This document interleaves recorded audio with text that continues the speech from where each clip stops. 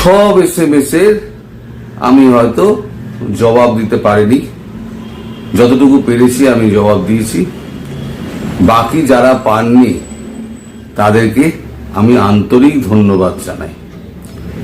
আমার এই ভিডিওর মাধ্যমে তাদেরকে আমার কৃতজ্ঞতা এবং অসীম শ্রদ্ধা তাদেরকে জানাই এবং আশা করি সামনের বছরের ঈদটা আপনাদের নিশ্চয়ই ভালো কাটবে। আমি বলেছিলাম সামনের বছরের ঈদটা আপনাদের ভালো কাটবে। বেশ কয়েকজন আমাকে গুজব ঘোষ বলে ডাকেন, তারা বেশ রসিক মানুষ।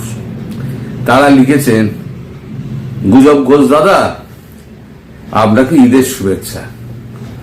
তাদেরকে আমি অনেক ফুল পাঠিয়েছি, ভালোবাসা পাঠিয়েছি এবং আজকে আমি বলবো যে বাংলাদেশের মানুষকে যত আমি দেখছি তত অভিভূত হয়ে যাচ্ছি যে এত রসবোধ বাংলাদেশের মানুষের মধ্যে রয়েছে। এত ভালো মানুষ বাংলাদেশের মানুষ, কোনো জটিলতা নেই, একদম খোলা পাতার বইয়ের পাতার মতো মন। আমাদের ভারতবাসীর মধ্যে জটিল মন নয়, খুব ভালো মানুষ আপনারা। যত দেখছি আমি তত অভিভূত হয়ে যাচ্ছি। যাক, এবার কেন বললাম যে সামনের বছর ঈদটা আপনাদের ভালো আসবে।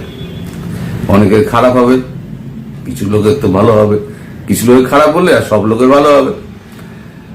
আচ্ছা, গতকালকে ঈদ ছিল।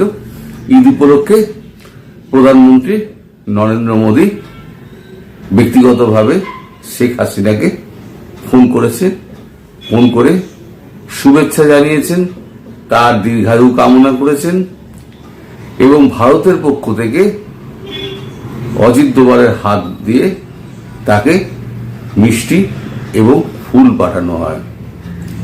শুধু প্রধানমন্ত্রী নন, অজিত দোভাল নন, বিদেশ থেকে ফোন করেছেন ডক্টর জয়শঙ্কর, রাজনাথ সিং, অমিত শাহ,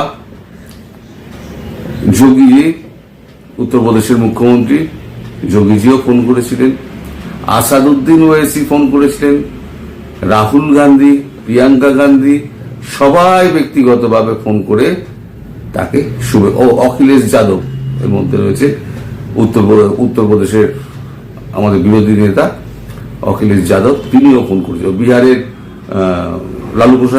লালু প্রসাদ যাদবের ছেলে তেজস্বী যাদব, তিনিও ফোন করেছিলেন।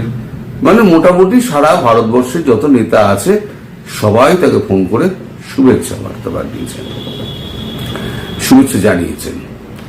এবার যেটা শোনা যাচ্ছে, মোদীজির সঙ্গে প্রায় 20-22 মিনিট মতো কথাবার্তা হয়েছে। দেখুন কি কথা হয়েছে সেগুলো কিন্তু আমি জানি না, আমাকে জানতেও চাইবেন না, সেগুলো একদম